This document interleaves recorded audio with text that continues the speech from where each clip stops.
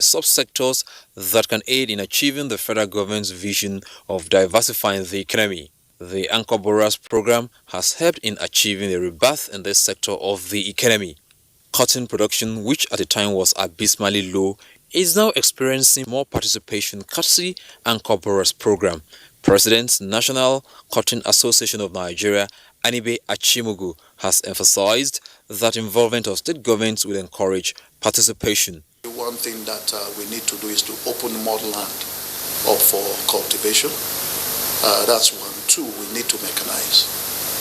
Cotton is unfortunately tedious, especially when it comes to harvesting, whereby, for instance, you harvest up to 3 times before you call it a day. Mechanized harvesting, introduction of that will help. He, however, said one of the factors working against cotton production is smuggling. With business news, I'm Kunle Adeyeye. Thank you very much, Kunle Adeyeye, for the business package. Coming up next is newspaper review.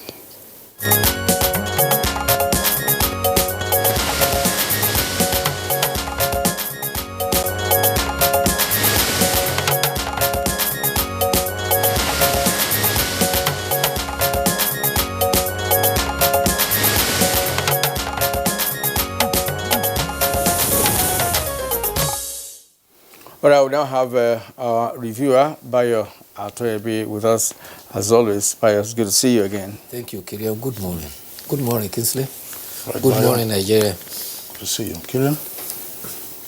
All right, okay. Let me begin with the Nation, right? All right. Okay. The Nation newspaper. The Nation newspaper, above the name flag, freed 279 Zamfara pupils. They threatened to kill us, eat us. That's on page 5 now.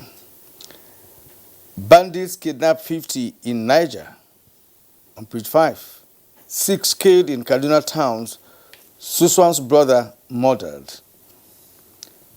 Panic inquiry over herders relocation from Oyo to 13 villages is on page 4. Now below the name plate, of course, you will see the photo story of the freed Zamfara pupils emerging from some buses there. Right, and below that we have the lead story this morning on the Nation newspaper. Buhari orders crackdown on bandits, kidnappers, and others. Massive military assets for no-fly zone, Zamfara. Lawan to service chiefs take battle to bandits. Now along, while we remain underdeveloped, Shore in court with strange bodyguard. The stories on pages 8 and 6 respectively. All right, that's about it, Kingsley.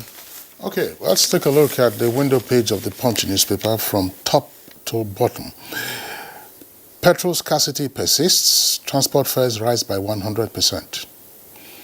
NLC mobilizes for protest over planned reclassification of minimum wage. EFCC deepens Tinubu probe, demands asset declaration form from CCB, that's Code of Conduct Bureau. Saraki meets Obasanjo, says APC can't handle Nigeria's problems. Lead story says Matawale, ACF, that's Arewa Consultative Forum, clash over kidnapped leaders' identities. 3 riders to that. I'll reveal masterminds when schoolgirls reunite with parents, says Zamfara governor. Treat Matawale as criminal if he fails to name those behind kidnapping. That's according to the ACF. Bandits chained and beat abductees we met in camp, narrates freed schoolgirl. You see the photographs there from Emirates Airlines, with arrival of the COVID-19 vaccines in Abuja yesterday. States gear up as Nigeria gets 3.94 million doses of COVID-19 vaccine. Military and Boko Haram battle for control of Borno community. Drama as Showore's supporter arrives caught in cultural apparel. Court orders probe of Karota boss for rights abuses and bribery. CBN financed farmers cultivated 3.65 4 million hectares. That's according to CBN Governor Emefiele. Bauchi housewife arrested for alleged burning of stepdaughter's private parts, pages 4 and 5. Wike and Fintiri reconcile Otom and Mohammed in Rivers. Otom, Governor of Benue, Mohammed, Governor of Bauchi. Bayo. Thank you. Let's start with the breaking news, specifically since yesterday, asserting that Zamfara State has now been declared a no-fly zone. This is sequel to the meeting of the National Security Council, which met yesterday. Major General Mohammed Babagana Mungono, the National Security Advisor, revealed that after the meeting that the presidency has also directed mining activities to be banned in Zamfara State.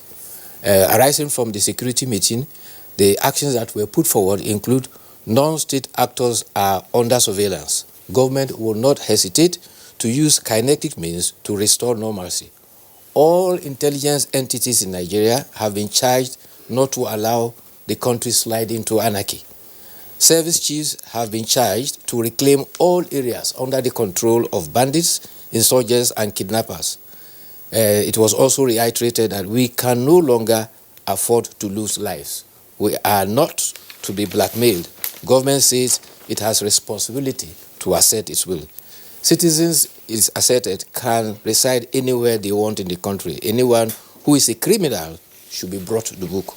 The president also warned against ethnic profiling, asserting that we have enough chaos. The individuals that think they can cause disunity have been advised to have a rethink. Meanwhile, what is the implication of a no-fly zone? It is an exclusion area, a territory established by military control power over which no other aircraft is allowed to fly. If you tend to fly, the aircraft that violates that risk being shot down.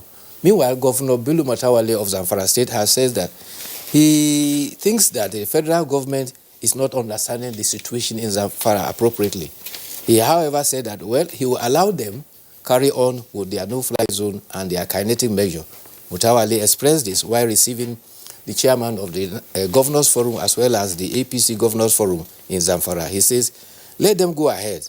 He expressed no fear of anyone, asserting that insecurity had predated his administration in Zamfara. See, Nigerians are waiting to see if the bandits will be crushed. Meanwhile, as gunmen had abducted 50 passengers who were in transit in Niger State. So far, there is no information about their whereabouts. Meanwhile, students that were rescued, the Jangabe Government Girls Junior Secondary School girls, have also narrated their experience. One of them said that the abductors gave them their telephone numbers and said that they promised to get in touch with them and their parents because they want to come and ask their hand in marriage. One of the students said the abductors advised them to abandon school and get married. They also indicated that the bandits are very afraid. Whenever the military jets hovered over the area, they tend to run and take cover. One 40-year-old student actually had a very nasty experience. She found her father and elder sister, who had been abducted 3 months ago, within the camp. The father quickly cautioned her not to let the bandits know that he's the father, for fear that he could be killed. The girl said that they had raided their home 3 months ago, killed her uncle, took her father and elder sister, and they have not released him since 3 months because they have no money and no ransom has been paid. She observed that she was very sad when she noticed that her father was being beaten. She had machete cuts all over his body, and the bandits did not spare the captors.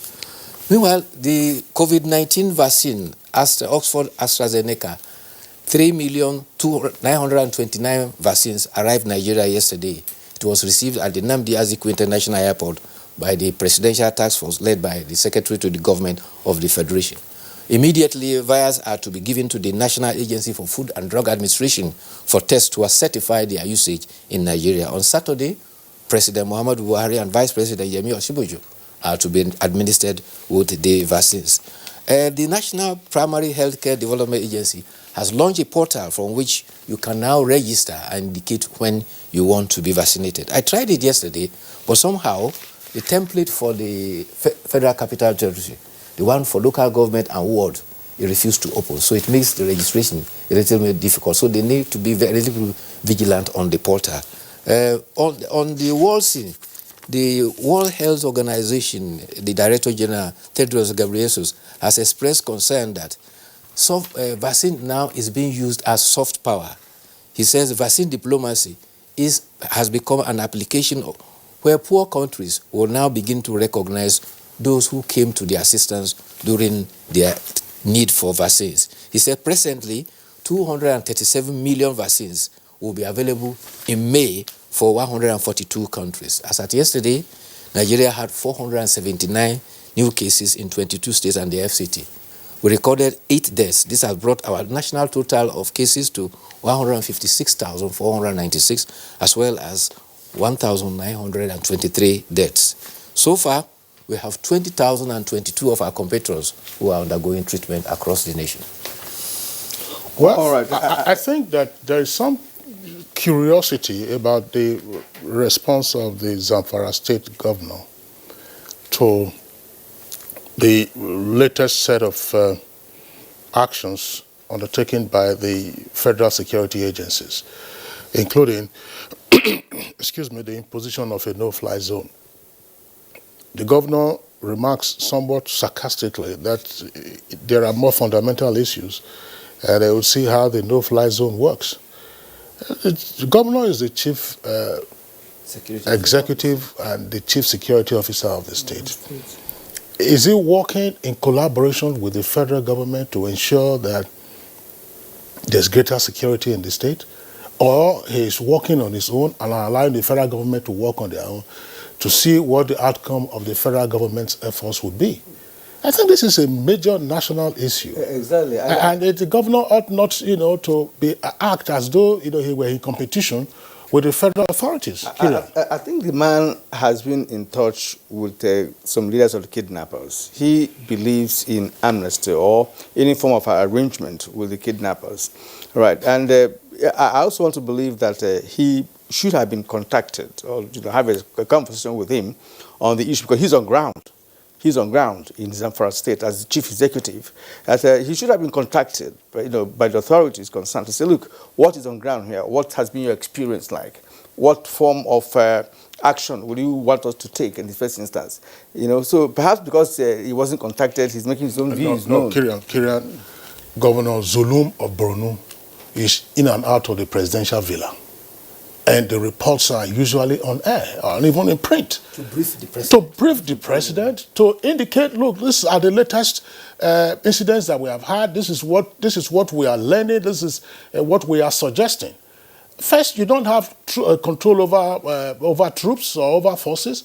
So you can't sit in your enclave. On the one hand, ACF is challenging him to name the alleged sponsors of the bandits. The governor had earlier said, by the way, we had him on Good Morning Nigeria yesterday during the ceremony where they were receiving the freed students. What then is the issue? Why don't you cooperate with the federal government? If you have the names of the sponsors of the bandits, give them to the authorities. I think it's a question of perspective. Yes. The governor of Zamfara believes in non-kinetic measures.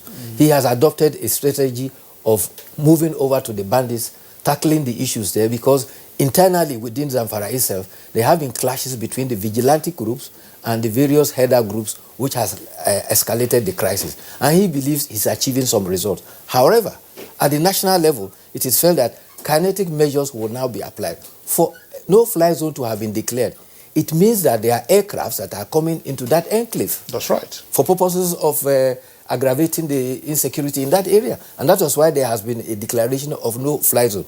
But from all indications, both the state government and the federal government ought to be working in concert to tackle this. Exactly. So a lot can be achieved from cooperation than all these disparities in to apply perspective. any kinetic action on Zamfara, I'm not sure they're going to be, they're going to be successful based on the fact that Zamfara has always been a major area for kidnappers because of the issue of mining, in that state. Ryan, I said, have banned mining. That's why. Meanwhile, they are mining in very remote areas in the place. I recall that some local chiefs were accused of collaborating with kidnappers and miners in the past. One of them was even dethroned. So there's a lot of things about Zamfara that the national body should really listen to and understand before any kinetic approach. Because if you apply kinetic approach and it did not work, then of course, what next will work? Well, I'm also curious because I'm not sure when exactly that occurred, because I recall we had the then minister of, one of the ministers on Good Morning Nigeria, when mining activities were banned. That was during the first tenure of President Muhammadu Buhari. So did they resume mining operations? Because I didn't hear, at least, or read in the media that mining operations had resumed again in Zamfara. So you are banning mining operations again now. What happened in the interregnum? How did they get into the environment? And of course, there are all kinds of claims that Zamfara is rich in gold. Yes. And you never can tell, how these things are going on. So, Bayo, I know these are matters that we'll always continue to deal with. Yes, gold mining is a factor.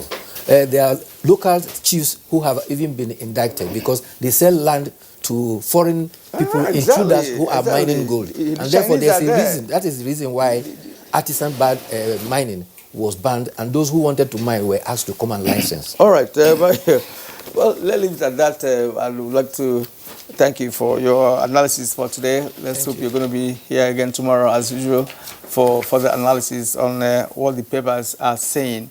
You are watching Good Morning Nigeria. We'll take a short break now. When we return, of course, we're going to be dealing with the major issue of concern this morning, which is on averting food blockade in Nigeria. The counsel of our fathers. I will urge and advise our younger generation to use talent and brain to sort out problems, not arms. Nigerian youths, let's build our nation together.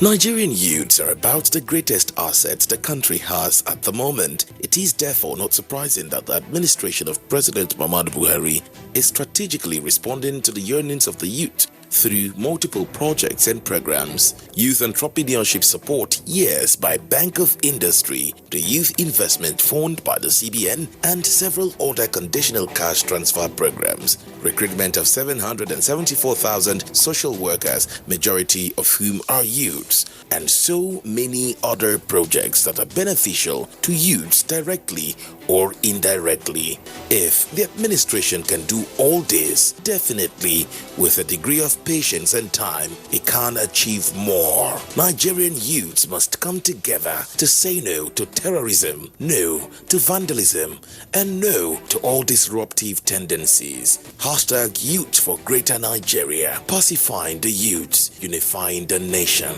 These days, people get their news and information from more media sources than ever before.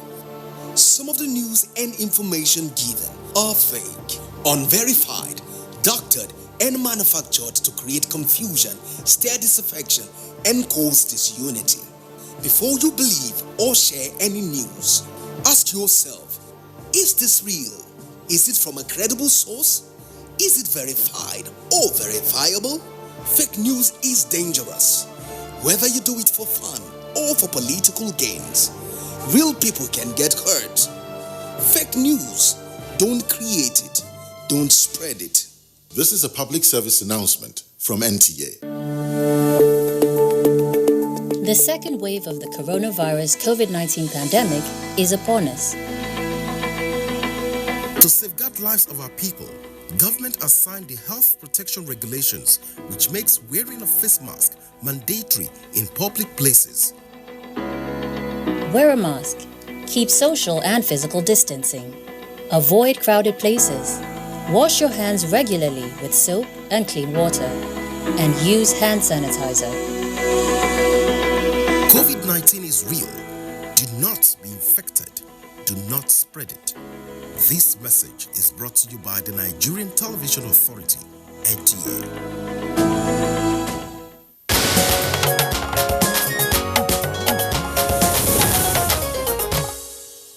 All right, thank you for staying with us. As a prompt for our conversation this morning, which is on averting a food blockade crisis in Nigeria, here is a report put together by Kunle Adeye.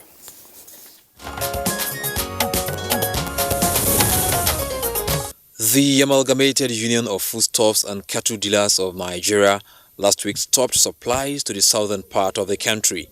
The association hinged its action on government's inability to meet its demands. Consequently, the union said its decision to enforce the strike through its task force by preventing its members from transporting livestock and food from the north to the southern part of the country is justified. State governments, groups and associations have been reacting to the latest development, describing it as unhealthy for Nigeria's unity. One group to have in strong terms spoken against the food blockade to the south is the Arewa Consultative Forum by insisting Nigeria is not at war with itself. The Department of State Services has, however, intervened, inviting leaders of the union for talks targeted at resolving the matter. For the whole issue not to be complicated, amicable resolution has been suggested as the only antidote. With the blockade lasting for almost a week, what are the likely consequences? Will reaching a compromise by parties involved resolve the matter? If this issue remains unabated, will it not complicate other sensitive issues in the country, especially security? Guests are earnestly waiting on Good Morning Nigeria to give insights.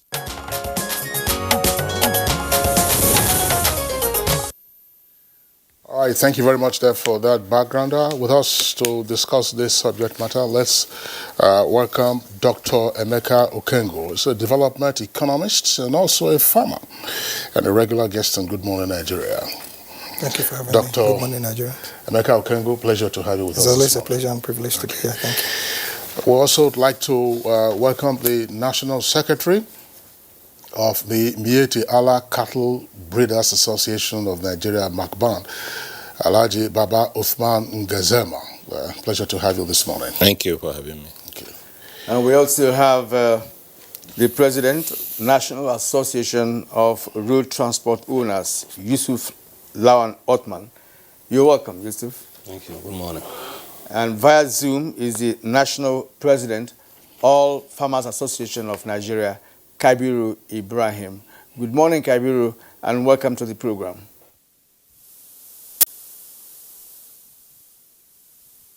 All right, gentlemen, pleasure once again to have you with us on this program. Now, what we know at this time is that the Amalgamated Union of Foodstuff and Cattle Sellers Association of Nigeria have embarked on a blockade, as it were, of supply of foodstuff and allied materials to the southern part of the country. I mean, there have been videos out of Jeba and videos also out of parts of Kogi State. These are matters that have been in the public domain, both on the social media as well as the traditional media. Let's begin by just understanding what's happening. First, with the National Secretary of Miyetti Allah. Is this an industrial action or a political action? And if it's an industrial action, what is the grounds? Well, you see, it's never a political action, considering the grievances they advance. These people have advanced their grievances. They have shown to Nigerians what happened to them during the NSAS crisis, and it's on the media. Trucks were burned, cows were vandalized, goats taken away, very clear on the social media. Foodstuffs vandalized. They have lost a lot of fortune. And from that time up till now, nothing has been done to them by the federal government. And nothing had been done to them by those states where these things took place. A lot of truck owners have lost substantial number of their trucks. Foodstuff dealers have lost a lot of foodstuff. Cows were vandalized. Goats were taken away. It was very clear on the social media during the NSAS crisis. And after the NSAS, look at what is happening about this farmer harder crisis in Oyo, where a whole cattle market is banned, cattle killed, people killed.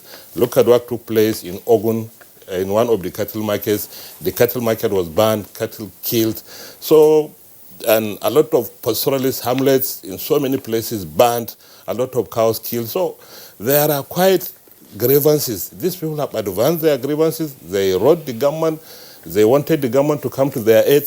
But up till now, nothing has been done to them. So it is because of this that they issued letters, notices.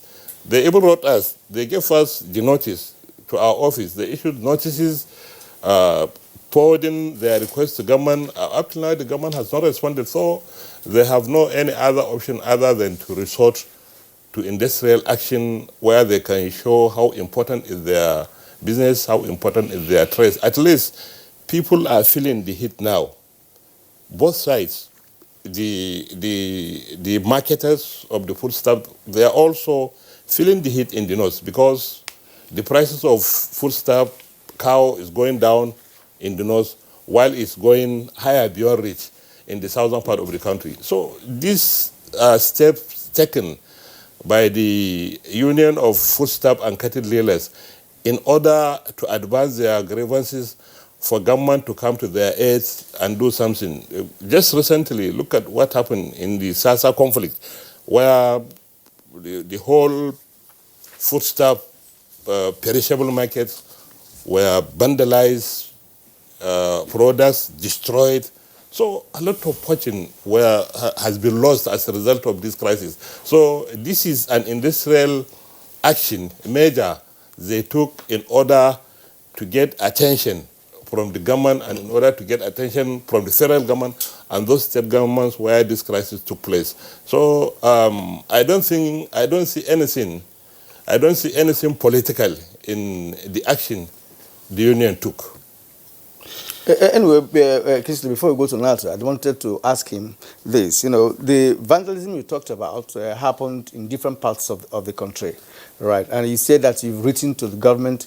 Which government? Is it the federal government or state governments where the vandalism happened? Because now, if you have to direct a letter to a particular government, you know, then we're able to know whether you have a response or not. So which government did your group write to complain about the vandalism and, of course, present your case formally? Our group, the Miyetti Allah Cattle Breeder Association, is not directly involved in this. This is an action. This is an action that was taken by the Union of Foodstuff and Cattle Dealers, quite different from Miyetti Allah Cattle Breeders Association. But we are also stakeholders because directly or indirectly, our members are affected also. But from what we heard from them, they wrote letters to the federal government and most of these agencies. I think they even wrote the police, the SS, the federal government, and some of the state governments where this crisis took place. They wrote quite a number of letters directing it to those organizations that are either directly or indirectly affected. That is why we from Miyetti Allah Cattle Breeder Association also got our copy from them. They wrote to us telling us that these are their grievances. They have written the government, and up till now the government has not done anything to them. So they are preparing to go on a nationwide strike. They have given notices to the federal government about the strike. The federal government knows about the strike even before the strike starts because these guys have given enough notice to their members, to government, to security agencies before embarking on the strike. Okay, thank you very much, Baba Uthman. We'll return to you in the course of the conversation. Now, let's bring in the president of the National Association of Road Transport Owners. That's Yusuf Lawal Uthman. Obviously, President, your assets are involved, presumably, in the ongoing blockade, because we see trucks all lined up at different points where the task force members have halted the movement of the trucks. What does your union or association know about the ongoing action? Are you part of it, or are you seeking to get the situation under control and therefore the strike abated? Actually, the chairman and some of members of the Amalgamated Foodstuff and Cattle Dealers met us on 3 or 4 occasions. We had meetings after the NSAS, wherein they complained, and of course some of our members complained about 100 trucks were burnt across the country. Most of them were burnt in Aba, around Aba in the east. Some cattle were burnt, some people even were burnt. So we had series of meetings, and we wrote letters, and we expected that we could have some responses. And when we do not have the response, and the Amalgamated felt probably that they want to go further, so they went. We saw their notice some weeks back, last week or so, that they would go on industrial action. So they commenced industrial action. Yes, most of our vehicles are involved, even at the blockade. Our members' vehicles are involved in but NATO itself is not involved in the industrial action. So, but we have discussed with them, they need to appreciate the fact that, yes, as much as possible, the message is being sent. Every part of the country is important to each other. Just like you block the supply of foodstuff across the other side, it means you have brought surplus where you are, meaning that there is a disruption in prices. So everybody is affected. As much as the scarcity happens the other side of the country, yes, they felt it. But the supply is also affecting the other side. So there is need for, I've spoken to the leadership again to look at the way they are doing their things as much as possible. You know, when the NSAS crisis started in Ogudu, but at the end of the day, it ended in the sour way. So there is need to appreciate what everybody is doing, especially at this current period in the country where a lot of crisis is happening. Thank you. All right, thank you. Let's bring in the national president of All Farmers Association of Nigeria, Kibiru Ibrahim. When we talk about food blockade across the country, of course, by extension, farmers are also involved. Now, how are your members taking this situation? How is it affecting your members? And what is your view about the action being taken so far, as we have heard from Miyetti and, of course, NATO? Well, we are affected in 2 ways. As users of the food items that are carried to the part of the country that is suffering from this blockade, and also as farmers who produce to sell. We are not able to sell readily what we have for sale in the markets. You know, I am from Katsina, and on Sundays, the Mayadwa market is well known for cattle and other small ruminants.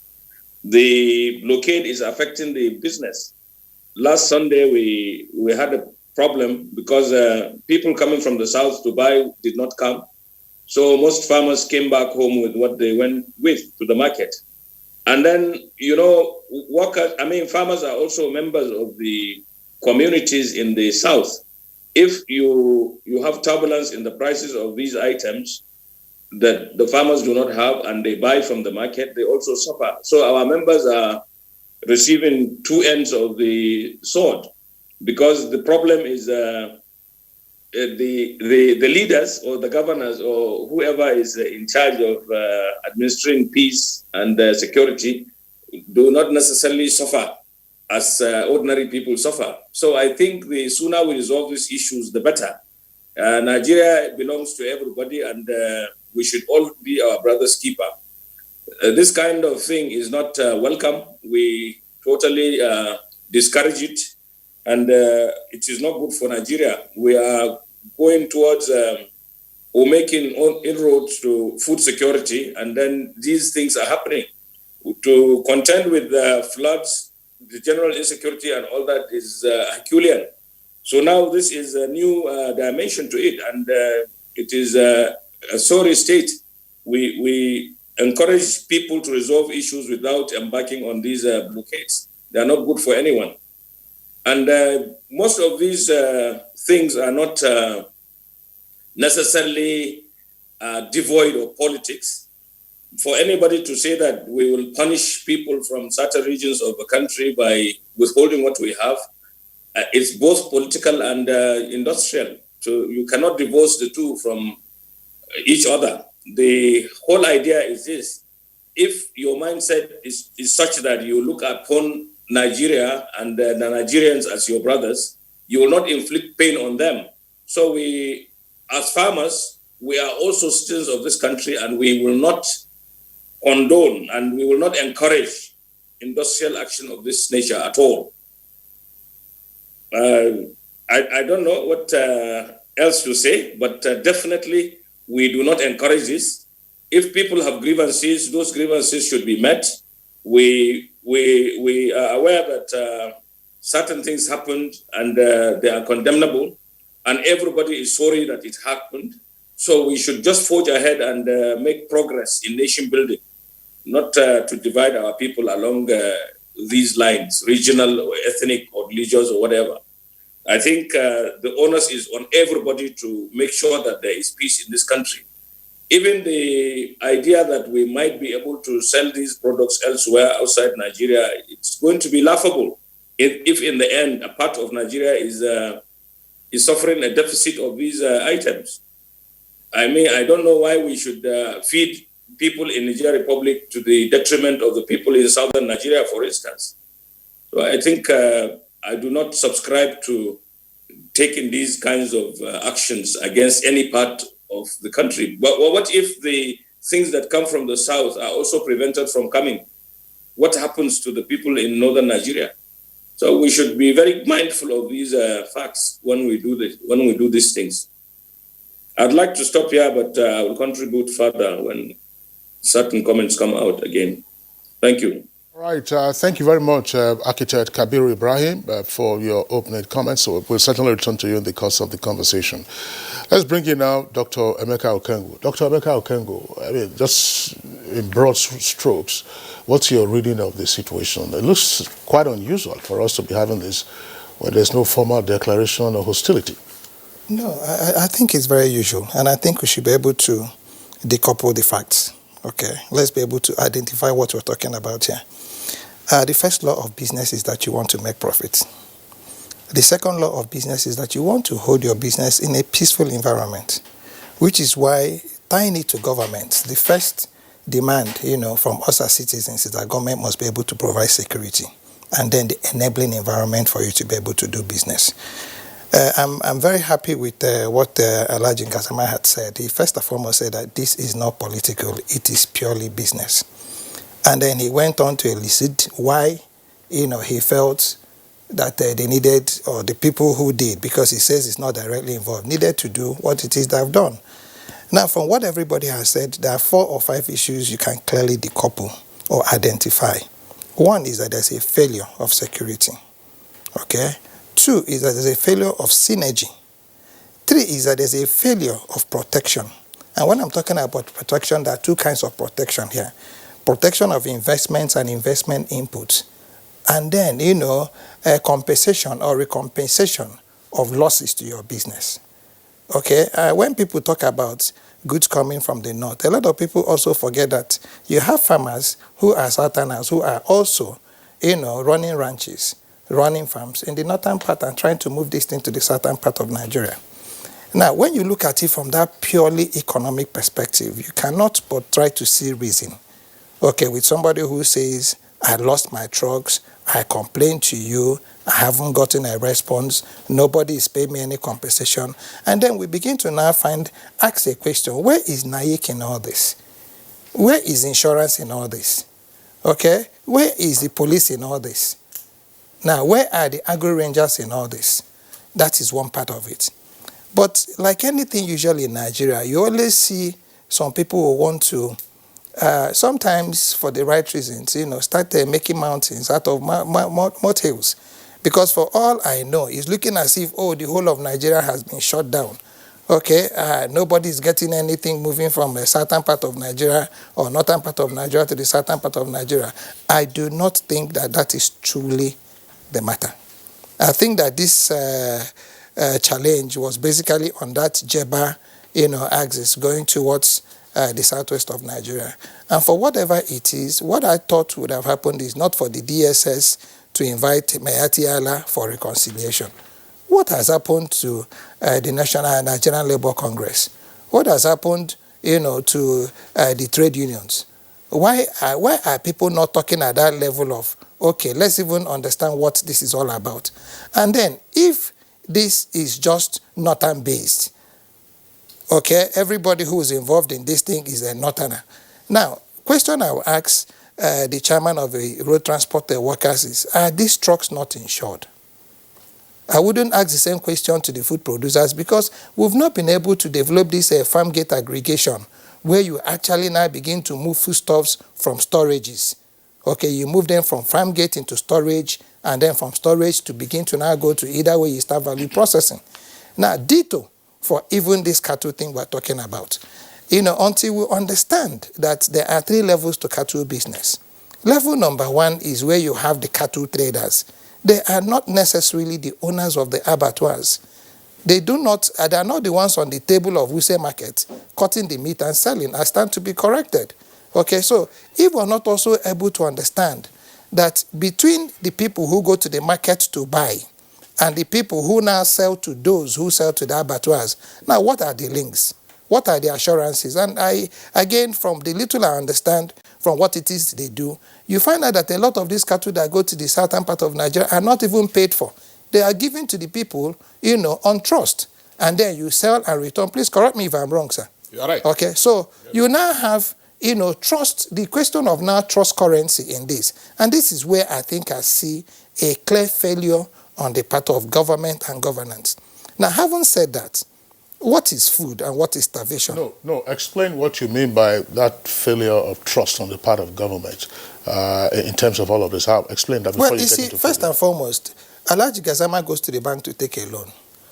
And he says he's doing cattle business. What the bank says is, give me all the collateral I need. And from what is happening now, you must be able to bring 120% of the value, okay, of what it is you're bringing. And it's not coming from your cash flow.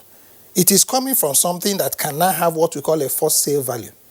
So he goes to borrow a house or his property or something and then collects 100 million, goes to buy his cattle and all the cattle is burnt and he's writing letters and they're telling him, oh no, let people not starve in the southern part of the country. Let us be able to move the country forward. That is a failure, total failure on the part of governance. Okay, what we should do is to be able to make certain that there's a price for those, okay, who do what the laws, and that is why they say you do crime, you do time. Until you are able to call these people who attack, people's farms in whatever guise, whatever name, whatever character, okay, and they are brought to justice, okay, then you can begin to now build these confidences of telling people, put your trailers on the road. Now he loses that money, the bank is not going to write off his check. What they're going to do is, okay, we'll give you 6 months extra, but you must pay this money or we take your property and sell it on forced sale. Now, these are the issues that are here. But if we must be able to look at the political angle, I keep telling people that Nigeria has become a little too complex, for us to be talking about who is a Fulani, who is Igbo, who is Hausa, who is Yoruba. We'll become too integrated and interlinked. I used to have a young man, who was very hot, and in one of the occasions, we spoke. He said to me, my wife is Calabar.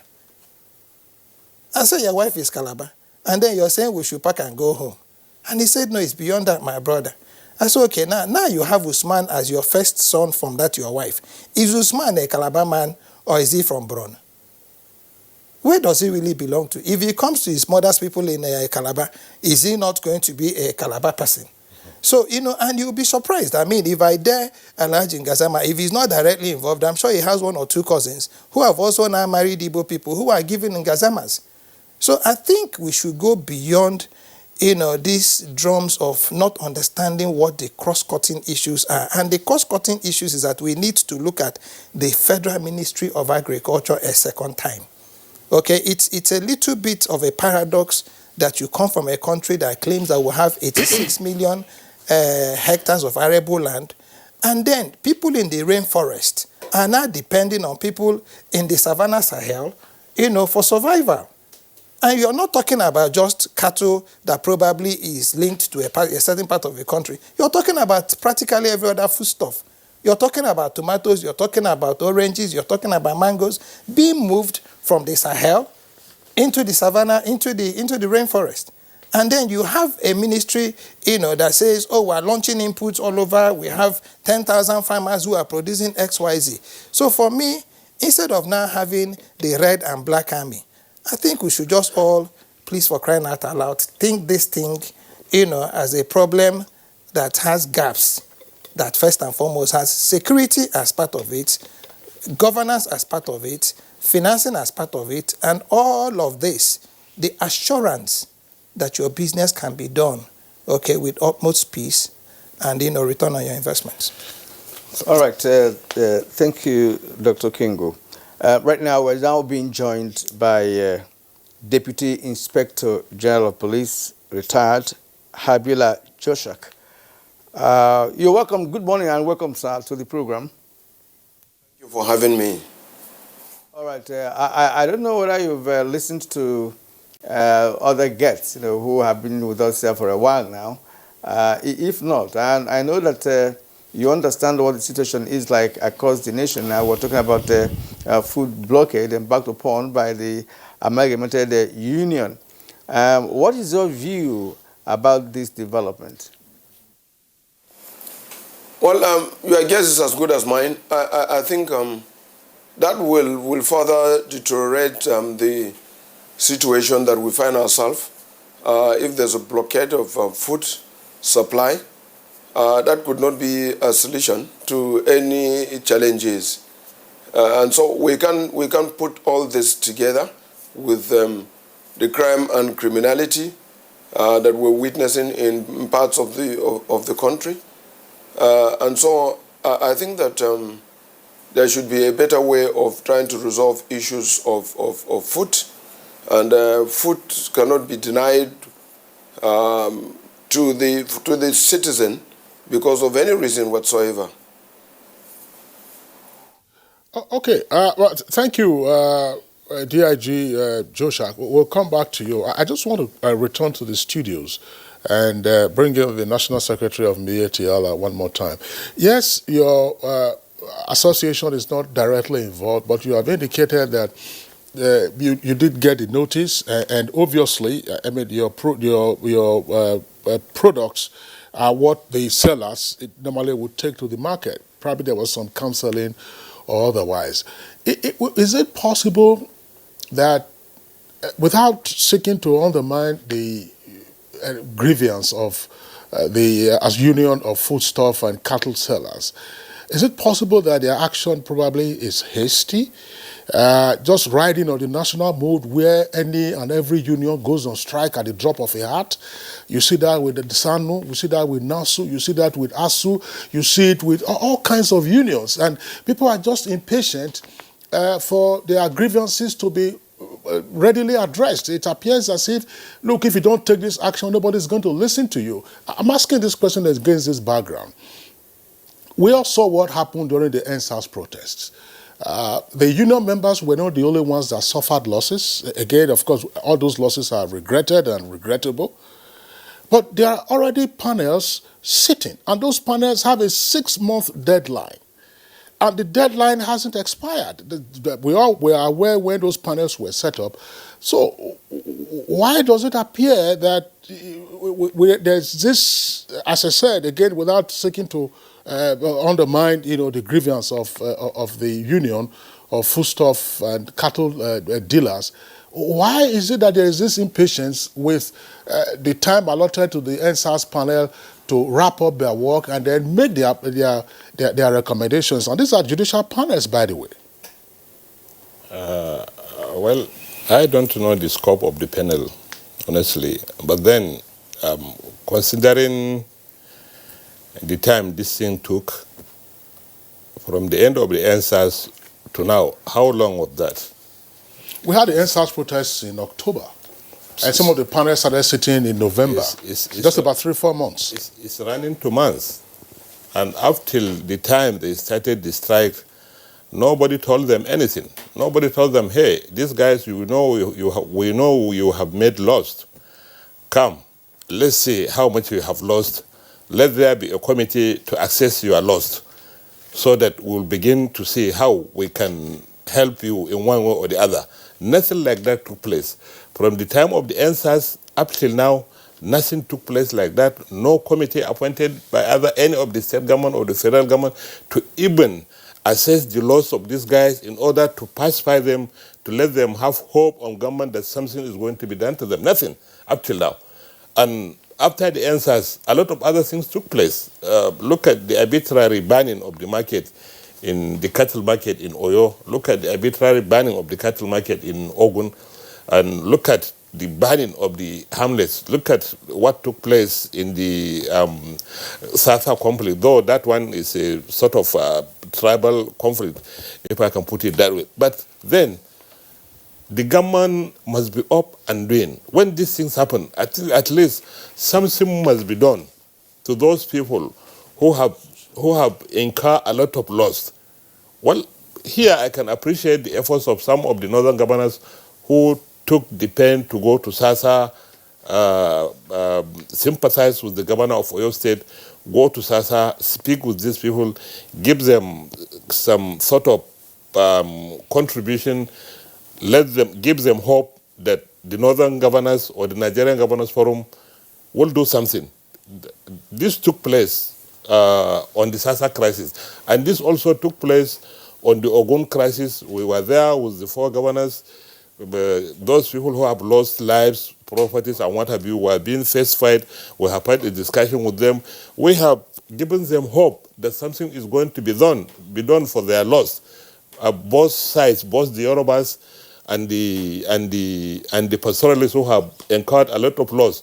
And the governors who were there on behalf of the Nigerian Governors Forum, they contributed 10 million to both sides, to the pastoralist side and to the Yoruba farmer side, for them to go and at least get their immediate needs from the loss they have incurred. At least the government, these are things that the government must be doing. But after the NSAS crisis, there was a panel. I believe that panel is limited to only Lagos, and to my understanding, the panel is maybe concerned with human loss and the vandalization of maybe these big stores and what have you. But nobody is giving attention to these guys who have lost their trucks, who have lost their perishable food items, who have lost goats, cows, and sheep. Nobody is giving attention to them, despite the letters they wrote government, despite the notice they gave. They gave enough notice before they embark on the strike. At least the government should have invited them to come and say, hey, we have received your notices, let's discuss. We don't want this crisis. Let's see how much you have lost. So nothing is done. They have taken all the time to avoid this. They don't want to do it, because if they do it, their members will also suffer, like they are suffering now. Those suppliers, the members in the north, are now suffering. These foodstuffs are perishable things. After 2, 3, 4, 5 days, because of lack of storage, they get destroyed by pests and what have you. They are incurring loss now. Before you embark on a strike, you have to look at the pros and cons. If you want to punish somebody, put yourself in his shoes and think of what will happen to you. They have done all these things. They know if they embark on a strike, their members will also suffer, because their members are those who are doing small business, getting money on daily basis for the keep up of the family. So a lot of them now are not feeding their families in the north, because the markets are being saturated. The supply is so much that beyond the consumption of the northerners. So you see, both sides are suffering now. But because these guys have advanced their grievances, they have given the federal government and the state governments time to at least even call to tell them they will appoint a committee to look at your grievances, assess your loss, so that we'll begin to do something. But nothing of that nature took place. So I don't see anything wrong after giving much time. You know, Baba Osman, I'd like you to clarify this because it's often a point of conflation for us in this country. When you say they wrote to the government, again, I know that you're not a member of the Amalgamated Union of Full Stop Dealers. Do you have a sense of who the addressee of those letters were, and why they seem not to have taken advantage of the various parts? The panels are in different parts of the country, by the way, not just in Lagos. And there is one here in Abuja under the auspices of the National Human Rights Commission. And the losses that they suffered, I mean, these are losses that impacted their rights. So to whom do they write in government? And I don't know, it's because sometimes when you say you write to government, it can be such a vague thing. On whose behalf was the panel established? If the panels were established on their behalf, they would have been invited by the panel to come and present their cases. But those panels were not established on behalf of them. They are established on behalf of other things. This is the issue.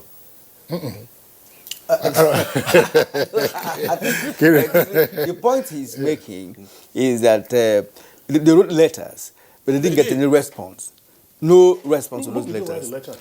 Perhaps, like he said earlier on, he said that letters were written to state governments where vandalism took place. The SARS aspect was national. And if they wrote letters at the national level, they must have written the letter to where? Well, you see, I represent Miyetti Cattle Breeder Association, and this strike is being embarked by the National Union of Food Staff and Cattle Dealers. So Kibiru was right. I only got those information that I had because the chairman and some of his members came to my office. We had a discussion on the notices. We even told them our own view about the crisis, because if they had taken our advice, maybe wouldn't have even had the crisis in the first place. But then they have already taken their stand. They have decided. They have widely consulted with their members and their close critical stakeholders, people like the NATO, Road Transport Workers Union, and the rest. We are also indirectly affected by this strike. So they met us, we had a discussion with them. Maybe if you can invite their secretary, will be in a better position to tell you where, whom they write, whom they wrote, what response they got, and what have you. Yeah, thanks. They've been having, they have been guests of the DSS. I don't know whether they are, you know, they were not detained, but they've been guests of the DSS from what we read in various accounts. We do hope that they'll have the opportunity of explaining in further detail. But this is, Kira, this is an issue that we can also raise with the president of NATO. To say, look, yeah, there are grievances, but you know, there are also procedures for redressing those grievances. Maybe you may wish to comment on this if you have any information as to what channels they try to get their grievances redressed, because it's not sufficient to say we wrote to government, government has not responded to us, we gave a deadline, and there are all kinds of opportunities. I mean, assuming it's an industrial action, was the Labour Ministry put on notice? Was the Ministry of Agri also put on notice? Were the security agencies notified? All of that. Do you have a sense of what is playing out? Well, actually, the association met us, like I said the other time, and they planned, just like they said to Garzama, to embark on industrial action, and they wanted us and the NURTW and Return to join them. So our discussion with them was that yes, much as they are affected in the NSAS Praka, we are also affected as the owners of the vehicles. In any case, they cannot move, or they could not move their whatever without the trucks. So, but then, NATO cannot just embark on industrial action arbitrarily like that, without due consultation and whatever. And most of the issues were fresh as at then. And they told us that they have spoken to all agencies of government, but there was no action. Of course, we received their notice and we spoke. I also went to DSS in that respect, and I discussed some issues with them. Well, the issue is that it's unfortunate. While we sympathize with them, we look at the issue, like I said, is a national issue, and the national issue should not be taken just lightly. As much as you want to buttress a point, you should be conscious of the fact that of the ramifications of your actions. You know, we've seen so many of such incidences in this country where one thing leads to another, an unfortunate end. You know, coming back to what the other speaker, the other panelist said, you know, vehicles, we've lost vehicles, yes, we've lost personnel, we've lost the goods, but you know, yes, there is insurance called good in transit insurance. Similarly, there is insurance of the vehicles, but in most cases you will find that all those clauses in the insurance policies, you will find it does not cover riots and fracas. And whether you like it or not, the NSAS crisis was more or less of a riot or fracas. So as such, there may not be any cover for such vehicles and for such goods. So there's really nothing anybody could do in circumstance. The only thing is for government probably to come in and see how they could reduce the pain and avert future occurrences. It's an unfortunate incident, really. But then we'll have to move on. Because if we continue to do the way you are doing, a lot of people will certainly suffer both from the supply side and from the demand side. And of course, there will be so many ramifications. So there is need for, having done what they are doing currently, there is need for government to come in and take decisive action on both parties and about future occurrences. This is my view. And you don't want to talk about government this time around. Are we talking about the federal government? Are we talking about state governments where vandalism took place? Because if you say federal government, I'm not sure that the federal government will take up their issue and start dealing with what happened at the state level. But perhaps by the time after today or tomorrow, we'll be able to know how government is going to respond to the situation. Right. When I say government, I'm referring to the federal government because these issues cut across all states in the country. You know, there are a lot of issues actually involved in movement of these goods. Let me tell you, as a transporter, when you move goods from the north to the south, you'll be amazed the number of checkpoints by security. So all strata of security agencies, they will stop you, some will collect a lot of money before you go. And also when you load from the south to the north, you imagine when you have like 600 bags of fertilizer and you come across the road, security agents will tell you either discharge so that they will check, offload and reload.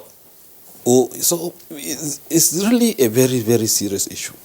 I've had some instances where I discussed with one of the ministers in this respect, and I believe something is ongoing in this direction. But it's really a very serious issue, you know.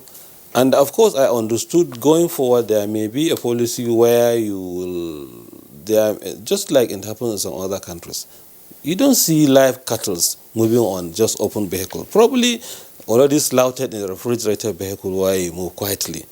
So these are some of the issues that really government should look at in the course of doing this transportation policy, so that we avert all these unnecessary occurrences or incidences, especially on the roads by so many of the security, as much as they help us with the current insecurity in the country.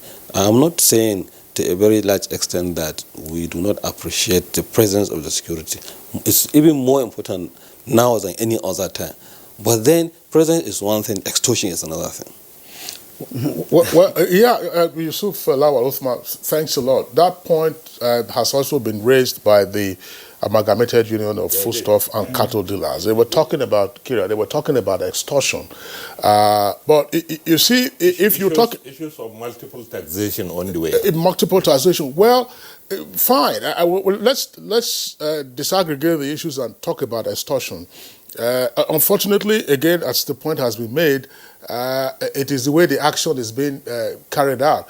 If you said you were downing all your trucks in all the different parts of the country, rather than saying the border line between the north and the south, somebody would say, yeah, you're actually grumbling about extortion. But DIG Habila Joshak, there is no innuendo in this, but I mean, the issue of extortion of motorists, of truckers, is one that is notorious in our country.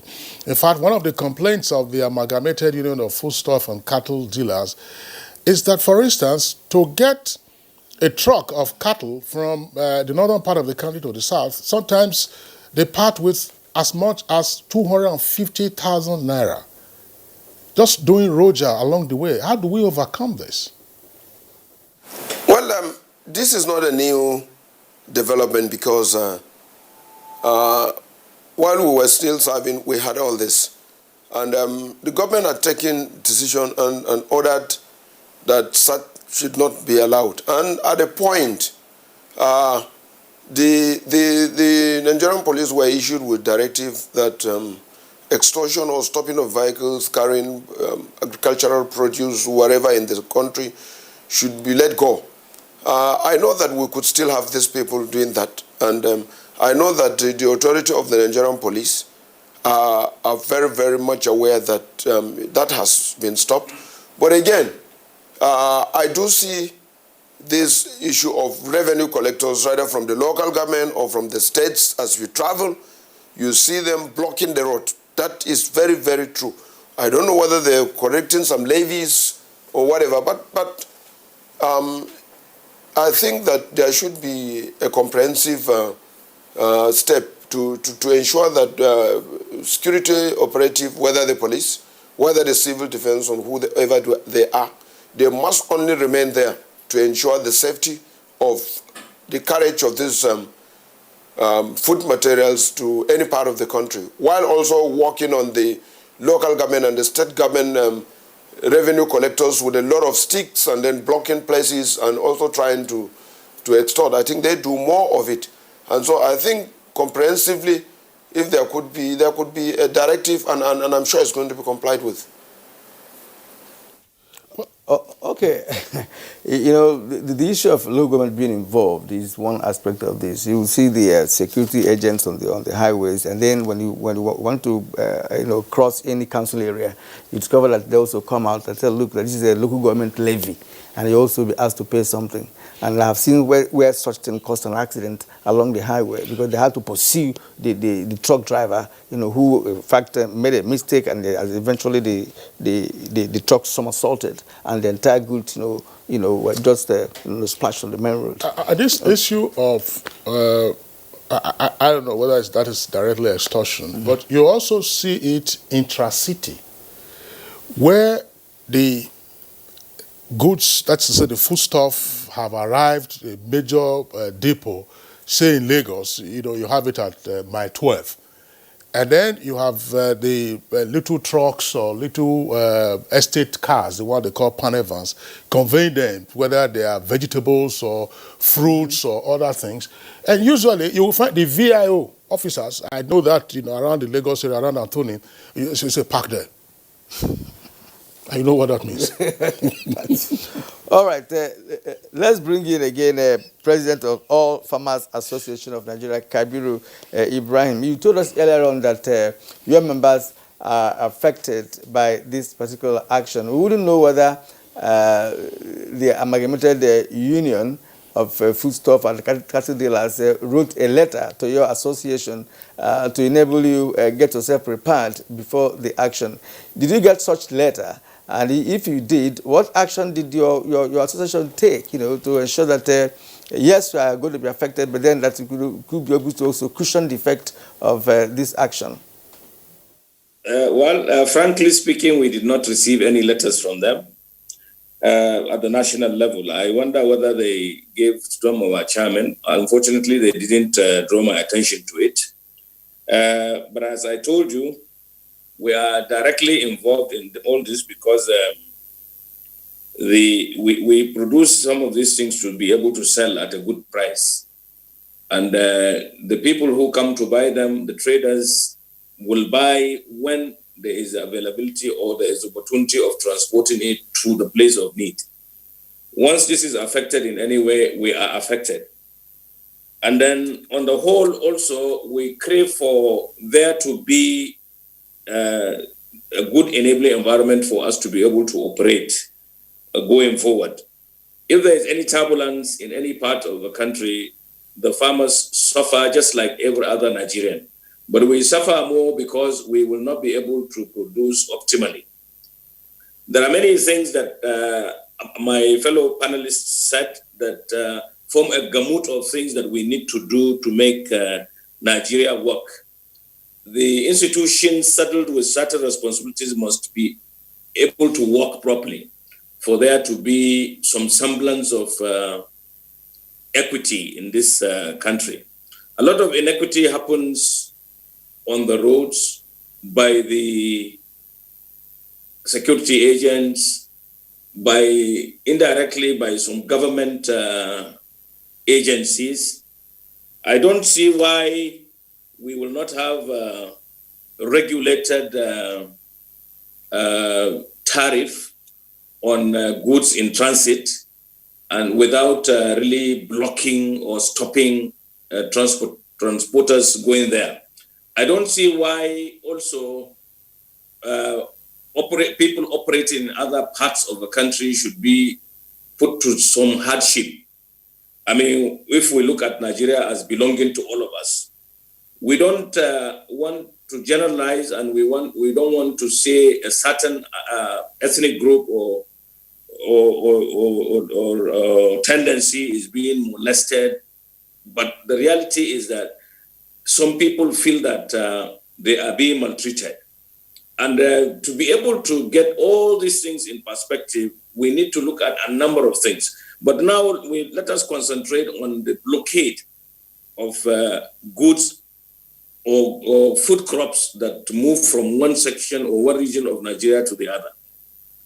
Now, to be able to have a seamless flow of these items, the institutions saddled with this responsibility have to work regardless of the obstacles on their path. And they should not in any way punish anybody for other people's wrongs. Because if for any reason you prevent people in Lagos or Oyo or wherever, or where Imo State from buying things that they need readily, you will cause a ripple effect. There will definitely be some kind of turbulence in the political system there. And then also for the people who produce to be able to buy other things by selling, you are also causing problems. So these problems will permeate the whole system. The whole country will be in disarray. We will have a problem that we will not be able to handle as a nation. So it is very important that we resolve these issues before they get escalated. And it's very, very crucial for everybody's well-being to do this. The question of blaming state or federal government or even the farmers or the road transporters or the cattle associations, sellers associations and all that is not going to take us anywhere. We will better tell each other the truth. The best way to resolve this issue is by looking at this matter dispassionately. Let us be able to know that for the country to get to the promised land, we will have to work all in tandem with each other to be able to do that. For instance, if anything is produced in a certain region and it has to be moved by what we have today by open trucks, by all means, let us allow it to seamlessly reach its destination, because that is the destination of need. Whereupon you put any obstacles on that, you will create problems. And the problems will affect everybody. Everybody in Nigeria will be affected. If you have some respite, it will only be temporary. But if these things exacerbate, everybody will suffer the consequences. So my appeal to all of us, all the stakeholders, and all Nigerians is that we should make effort to make things work for Nigeria to work very well. And this is on a general note. Now, restricted to the issues at hand, the Amalgamated Union of Foodstuff and Cattle Sellers should understand that they themselves will suffer business losses if this thing continues. We also should know that the government will not be there if it does not take care of its citizens. If any group of people, by whatever or for whatever reason, appeal for redress, we should do this immediately. We should not allow the period of 6 months or 4 months or 5 months before we take a decision. We can even make some interim arrangements to partially compensate people who suffer the brunt of certain behavior until we completely exhaust all avenues of checking the quantum of the losses. In this way, I believe people will see action being taken and a lot of things will happen.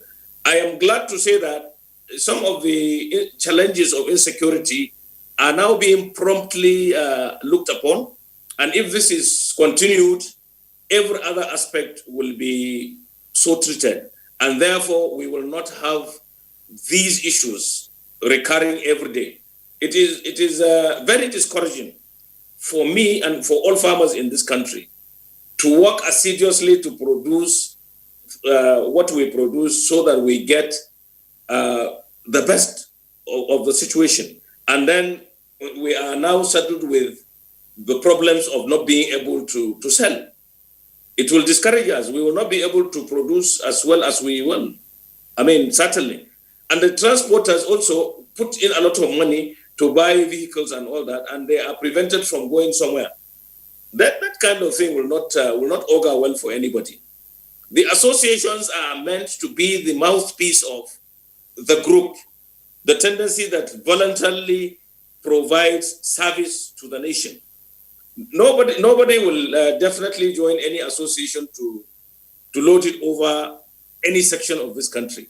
But if they are out of necessity forced to take certain actions, we should look at the pros and cons of those actions that caused these turbulences. And most often it's inadequate, it's lack of equity. Inequity in all ramifications is the cause of all these problems. Nigeria should make all institutions work properly. Everybody should just do their work. And that is what, for those of us who are paid to do a certain thing, we should do it judiciously. We should be good citizens, good Nigerians. Therefore, we will be able to curtail all these things. I mean, it's very baffling that other countries, poorer countries who depend on us for food, just laugh at us because within our own country, we are not able to allow food to move seamlessly. It is very, very disappointing and very discouraging. And when people say that because of the wahala that is now between the north and south, we are able to even sell these things outside Nigeria, and Nigeria is hungry. I mean, it's really very sad. We can only sell those things outside that are surplus to us. We can even look at it from our storage system. We can only store what is surplus. When your children are hungry at home, are you going to get any peace by giving out everything else that you have in the store? It is impossible. So we must be able to make Nigeria work. We must be able to do these things properly. All institutions associated with all these things must work properly. Nobody should be corrupt in whatever they do. It's for your own sake. We must look upon this as being our brother's keeper.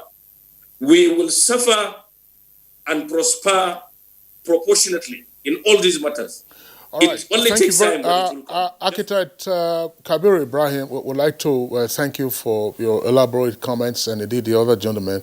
We're going on a short break now. When we return from the break, of course, we continue with the conversation and also take some of the tweets that have come in.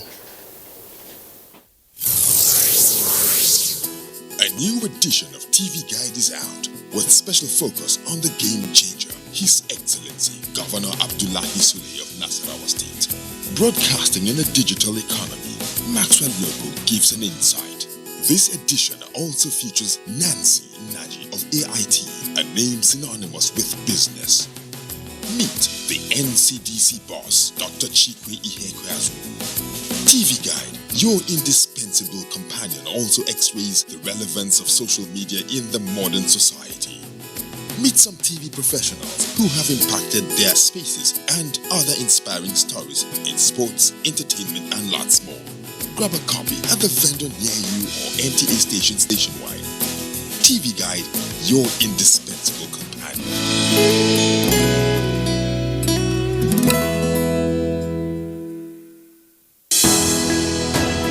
Dialogue, empathy, love, and unity. These are vital components of nation building.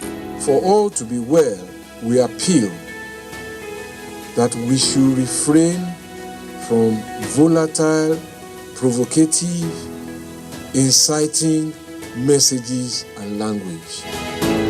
Let's build and not destroy.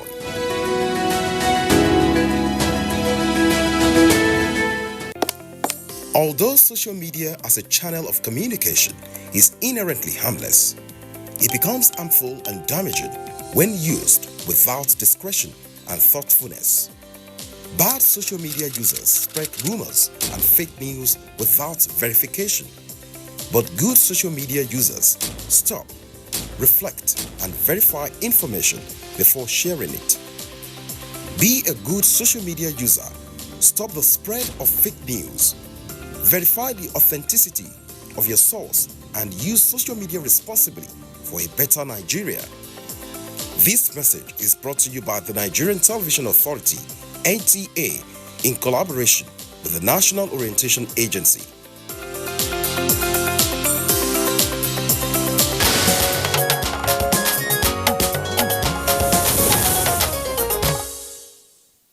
All right, so thank you for staying with us up to this moment on the program. Let's bring in Dr. Emeka Okengu once more. You've listened to other discussions on this very issue, and I'd like you to come in from the angle of the economic implication of this action. Well, you need to first and foremost identify the victims if you're going to be talking about economic implications, so that you can actually now create what you call going to equity with clean hands. All right? Because what everybody seems to say is, open the roads, take the goods, people are going to starve, just keep sacrificing for the sake of Nigeria. All right? So it's like bringing the golden geese and say, keep laying, no feed for you. It doesn't work that way. Let's be very, very factual. Nobody is going to die in Nigeria out of hunger. There is no part of Nigeria that food does not grow. None. None, not even in the desert. Now, what I think, for once, I'm going to be taking maybe what I call a little bit of a Spartan, stance. Issues have been identified. Extortion, major. Very major. Okay? Looting, major. No mechanics on the road. No, if your car breaks down, you're on your own. A lot of these issues in this day and time, imagine when you book an Uber. Kiran, you can actually follow that car from the point you booked it to when that car is parking. That's the technology we have today. And yet you see every 5-6 kilometers, people are carrying guns and telling you to offload 600 bags of cement. When you have technologies that can actually sweep, through that trailer to tell you what's inside it, they have scanners. Do you understand? To tell you exactly what's inside that trailer. So if we are going to get Nigeria right, we're not going to get Nigeria right by playing to the gallery. We're going to get Nigeria right by speaking power, truth to power. And what is the truth to power? There is a total and complete failure of governance on the part of these, primary producers who are now taking all the whole risk to make certain that all of us can be able to wake up and say, oh, we ate fried egg and tomato, laced with all the lettuce and all that. That's not the way it should play, my brothers. What am I saying? If we need to resolve these issues. Issue number one we've identified is that these goods and services are not safe. They are not secure. They are not insured. And in the event of loss, nobody would come to knock at your door. You will now need to go and start saying to government, oh, please come and help me. And then it becomes help. You're supposed to be showing gratitude that you have lost your money and lost your goods. That's not acceptable. And no matter how much we want to talk about national integration, the economic implication is not on the user. It is on the seller. That's the point I'm trying to make. So if you're not able to get the producer to keep producing, ultimately, okay, two things will happen. And come to think about it, everybody talks about us being a country that is actually producing. Are we really producing? What are we producing? What are we producing? The moment you open the borders, what happened to our rice? What are we producing? Let's tell ourselves the truth. So that's why I'm saying that it's important to now, rethink our agriculture programs, especially at the level of the subnationals. Now, Gazema has talked about going with 4 governors. I mean, I nearly froze when he was talking about each of them contributing 10 million naira to a man who's lost $1 billion. And you say, oh, we're giving it to you to go and buy mat and blanket and the bedsheet. Oh, just hold it. And then by the time they share the money, everybody gets 30,000. And the man has lost his livelihood. Nobody is going to be giving him new credits. And you say, oh, let us keep living this way. If we are going to change our country, we are going to change our country by making certain that mercy, okay, is not the driver, but justice is. The moment we put justice ahead of mercy, then we can begin to now talk about who has failed in his responsibility, okay, and then who pays for this cost of this failure of responsibility. I mean, there's this joke going around the social media that in 10 kilometers of your driving, you will see more than 200 police checkpoints. But that people are able to drive for 300 kilometers, taking 300 people, and nobody seems to see them. Do they disappear in the thin air? Is this not the failure of our security architecture? So for me, one, as a farmer, yes, this loss is going to affect everybody. But sometimes you need to take what they call some tough decisions. Remembering that everybody in the South, okay, most of, like I said to you earlier, I'm a Southerner. I live in the North. My farm is here. Okay, so technically my goods are also part of what is going to the farm, to the South. It's not as if there's nothing also coming from the South into the North, even vis-a-vis, the agricultural products that we're talking about. But I think my call will be for government not to plead, but for government to engage. What's the difference? Okay, pleading is, oh, go back. We're going to look at your matter. Engage is, okay, these are the issues on the table. Let us be able to now judiciously, okay, and in a military manner, give it a timeline to say in 1 month's time, X, Y, Z is going to be happening. We are going to be guaranteeing ABC, and then we'll call people out. Okay, we need to call people out. Because if you don't call people out to say, these are the claims, give us your thoughts on this, is this true or not, this is going to keep happening. That's my point. So to answer you directly, Kiran, so I don't take a lot of time, there are too many of us here. There are two economic implications, okay? But the greater economic implication is on the producer, who you are snuffing life out of, not on the user, who has opportunities to be able to bring in this canned food that we're bringing in from China. So if we're going to be saving our industry, farming, which is engaging over 90% of Nigerians, we must address now and speedily the issues that this strike, has brought to the fore. Well, Emeka Okengo, thank you very much. While you were speaking about engagement, my mind just went back to the points articulated earlier by the other guests with regard to how to redress this, the grievance of the amalgamated union of foodstuff and cattle dealers. When you say engage, it appears from the information available so far that it is being treated as a security issue, which is why perhaps the DSS has stepped in, and of course it's often a thin line between security and a political consideration. To engage, you earlier talked also about the Ministry of Agriculture. Who would be the key players in this? I know that the Office of the Secretary of the Government of the Federation plays an omnibus coordinating role, but who should lead this process of engagement so that the cross-cutting issues can be apprehended, and then you begin to map out strategies for dealing with them, for addressing them now and then going forward? The president should, like yesterday, establish a presidential technical working committee, like yesterday, that will have everybody, including the security agencies, not just the DSS, because the DSS don't stay on checkpoints. Okay, the police do, the immigration do, okay, the civil defense do, and sometimes the military. Okay, now you should have the Federal Minister of Works, in that committee, because part of the complaints of these truck people is that the roads are also not safe.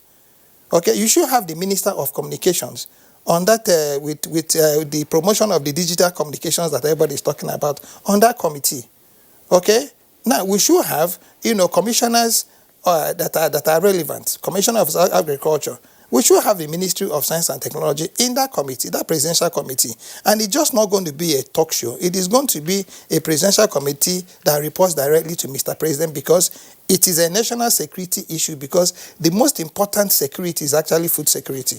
But you shouldn't deal with it from the kinetic. It's not security that is kinetic based. It is security that is non-kinetic. So what you need to do is to be able to now think it properly and then begin to call people out. There has to be consequences for this. For somebody to come on national television to say to you, I'm being extorted, it simply means he knows where he's being extorted. And we can call people out. Even those of us who have been stopped on the road when I was traveling and somebody said, oh, my car color, that they wrote something beige or something, and the car is black. I say, my brother, this is what the Yoruba wrote there now. And it took me 1 hour to convince, the man that beige was a shade of blue. And not only was I able to convince him, I needed to part with something because I didn't want to travel at night. Now, what do? They impound your vehicle. So somebody says to you, I'm going to offload everything you have in this day and time where you can be able to get scanners, hand scanners, that clearly shows you, what is in that vehicle. You will see that there are cattle inside the vehicle for whatever is. Or somebody, okay, I'm searching for arms, and he now begins to search for these arms empirically. Whereas what you need to be able to now identify these metallic objects are just equipment that can be handheld. So point I'm trying to make is that to resolve this issue, it's not going to be DSS, coming to say, okay, you plan on creating a national security situation. No, you should also be protecting them. I was just wondering, DSS. In fact, the defense headquarters also came into the last week. That's right. on issued this a statement on this. So but I was just wondering, Kirian, because Dr. Okengo is making very valid propositions as to who should take the lead. He's talking about the presidential committee. I'm wondering whether this shouldn't be the responsibility of, say, the vice president, because he chairs the National Economic Council, and we have seen the economic ramifications of this. All state governors are members of the National Economic Council. The national planning is also involved. I don't know. It's an open issue that, of course, we'll continue to look at when we return to other guests. And from what the Okengo was talking about, we're not yet there when it comes to the application of science, technology, and innovation in what we're doing on a daily basis, right? Until we get there. And we've always said in this program, that science and technology is what we require in all its ramifications for things to work well.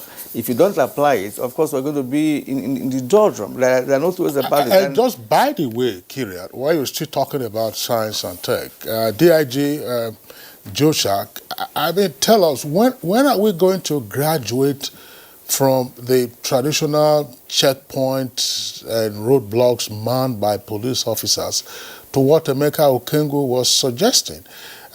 Because it's not just tedious, but almost, I don't want to know, please pardon this word, it's primitive to just want to, by mere, looks, to go through a trailer that has 600 bags of cement or 900 bags of cement to check whether there are arms stacked in there. And then the trucker is losing time. The owner of the cargo, of course, is potentially suffering losses.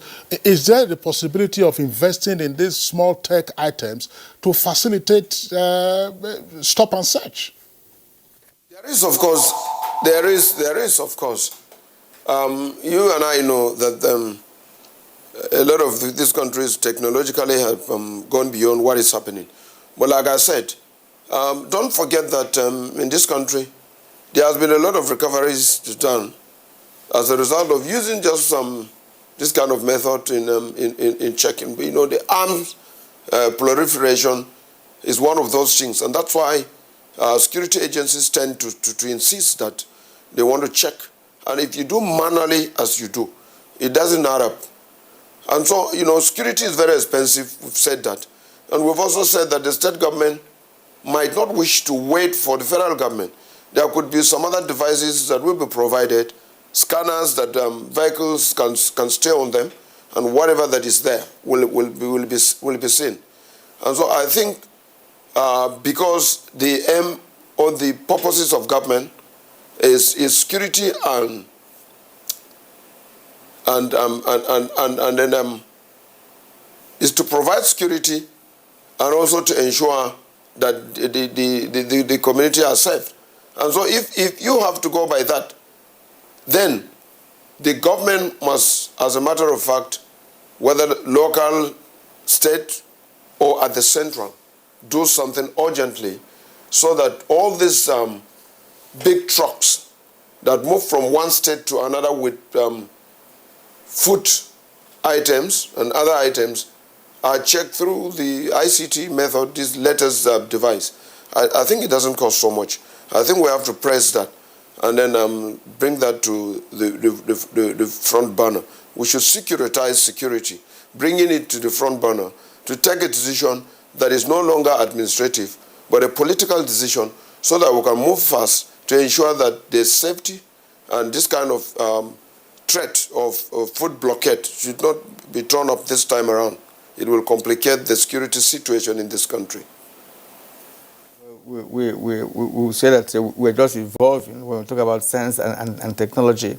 And again, in all departments, in all most establishments, there are always departments that are into science and technology. But they're just at a low level. Now, nobody plays that up. That's part of the reason why, like the police, for instance, should have all manner of facilities that are technologically driven.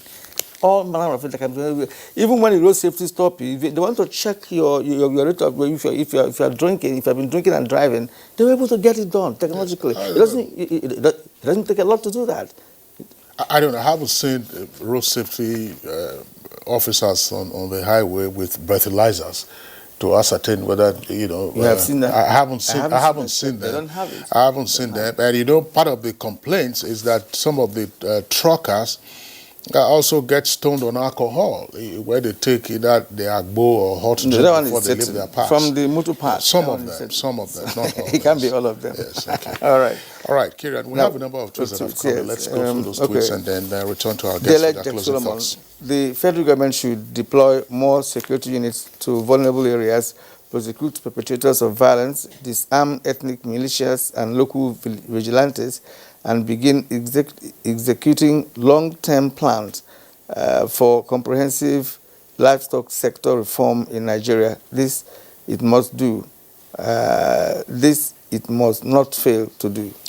Festus Akimboyewa, there is no doubt that the food blockade from north to south is a threat. The federal government and governors forum must intervene quickly before it is seen as a declaration of war, which could lead to a breakdown of law and order in the country. Mike Enko says, promoters of this grave division among us should be adequately prosecuted and punished accordingly. Our great heroes past fought with all their blood for independence and unity of our great nation. It is for us to pursue issues that will bring disunity, rancor, and dishonor. I think Kingsley, they're getting it wrong. This is not a matter of blocking goods that are coming to the south. They are protesting about something that happened to them. It's not necessarily a food war against the south. Against the south, that's the point from what the guests have been saying, even though these are third-party accounts from the associated associations, MACBAN, for instance, that's Miyetti and NATO. Utula Sunday, but the effect of what we are saying is that there is a blockade of food supply. Exactly. That's the consequence, and of course it has huge economic ramifications, as our guests have indicated. Dr. Liman MS says Nigerian government must make the deliberate policy to enforce value chain in agriculture, such that agricultural produce are only moved from certain distance after being processed or fresh within the nation or for export to forestall this kind of challenges of food security. Suleiman Babagana, we should not be fast in crucifying the action of these amalgamated food sellers. This is as a result of the inaction from some parts of the country. Chris Simeon, the federal government should call the two groups together in order to avert the impending hyperinflation in some parts of the country. Yeah, but Mosi Haruna Adamu says human beings must interrelate and depend on each other for self-preservation. We can't live in isolation. We must compromise as a heterogeneous society and a nation. However, let us look beyond our heterogeneous formation and the reason why we are together as a nation. Law Alpha said, food blockade saga is a great disservice to the unity and progress of our country. Government should conduct an investigation into the matter. All right, we have Bello Mohammed. The government cannot continue to fold its arms as Nigeria goes to war with itself. The role of NOA in enlightenment is a far cry. There is so much misinformation in the air. Without peace and peaceful coexistence, no progress can be achieved. It is time we go back to drawing board with everybody involved to solve our problems. Everybody here means regional, traditional, religious, and the political leaders to come to the same table and chart the way forward. All right.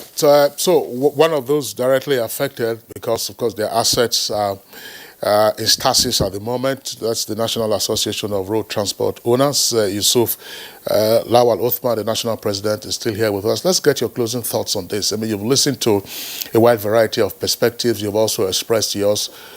What do we need to do now, very quickly, to get out of the current situation, which is obviously unhelpful?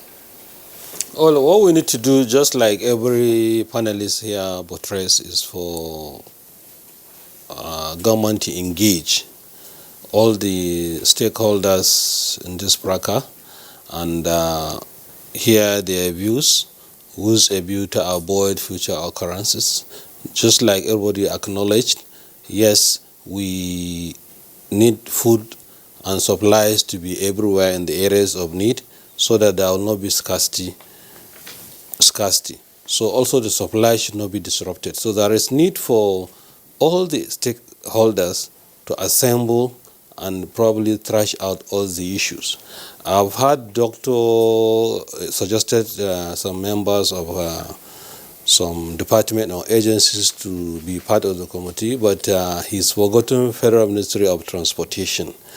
You know, you'll observe that Federal Ministry of Transportation involved in the railways, in the waterways, of course, in the road. Federal Ministry of Works is just a contractor, but the main owner, the ministry whose responsibility of all these issues are actually Federal Ministry of Transportation. So the onus is on the Federal Ministry of Transportation to look at all those issues, just like it happens in other, and especially now that we've signed into the African Free Continental Free Trade Agreement. We just have to pause you there because of time, right? So I would like to appreciate all of you for your contributions this morning. Let's start with you, the President of National Association of Road Transport Owners, Yusuf Lawal Othman. Thank you indeed. The National Secretary, Miyetti Ala Cattle Breeders Association of Nigeria, Baba Othman Ngel Zama. We also had via Zoom the President of All Farmers Association of Nigeria, Architect Kibiru Ibrahim. Thank you for coming on the show this morning. And of course, we have the Deputy Inspector General of Police, retired Habila Joshak, and Dr. Emeko Kengo, an agricultural economist and a regular on Good Morning Nigeria. All right, so that's it for us today on Good Morning Nigeria. Thank you for tuning in. We're back tomorrow, same time, 7 in the morning. Until then, take care of yourself. I am Kingsley Osadolo. And I am Kirian Umayo. Do have a great day.